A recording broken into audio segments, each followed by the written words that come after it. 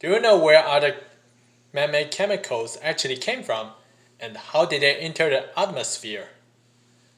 Well, this has been already happening since the Industrial Revolution.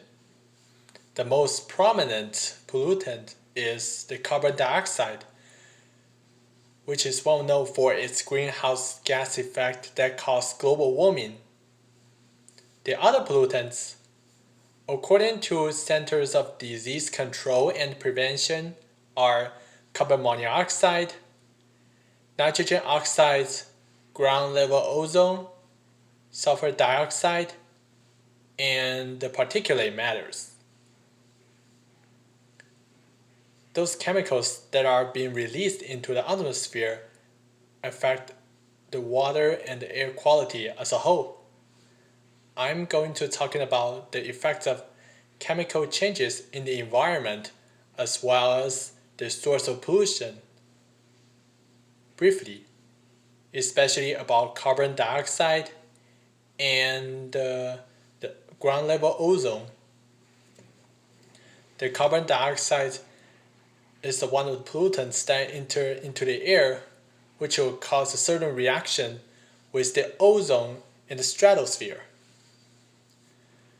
The main source of emissions of carbon dioxide were from transportation, manufacturing, and the energy sector. Those part of human activities released huge amount of carbon dioxide that start reacting with ozone, which depletes the essential levels of ozone that are necessary to protect the earth from the ultraviolet radiations from the sun.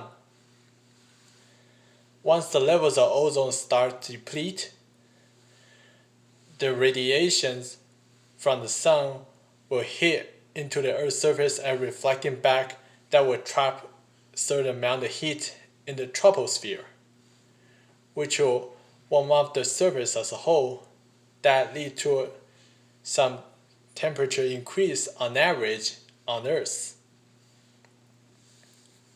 Another chemical that I'm going to talk about is the ozone.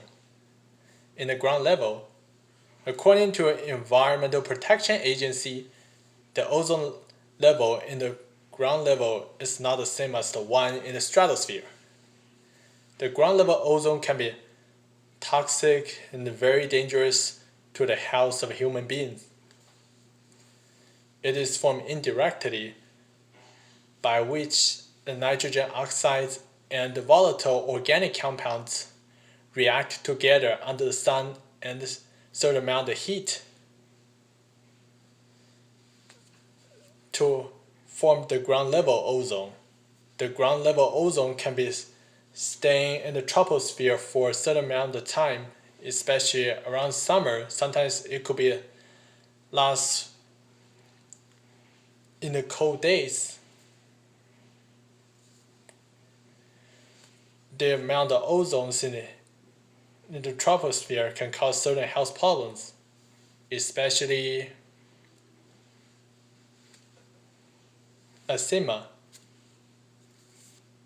The carbon dioxide and the levels of ozone that I'm talking about can be also characterized by a certain thermodynamic process, which is the exothermic process.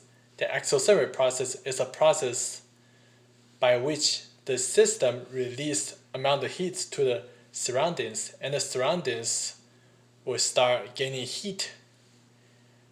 And that amount of heat that generate in the surroundings can lead to global warming in an indirect manner. So far, I'm talking about the effects of chemical changes along with the source of pollution. If you're listening right now, have you thought about how to reduce the amount of pollutants released into the air? Thank you.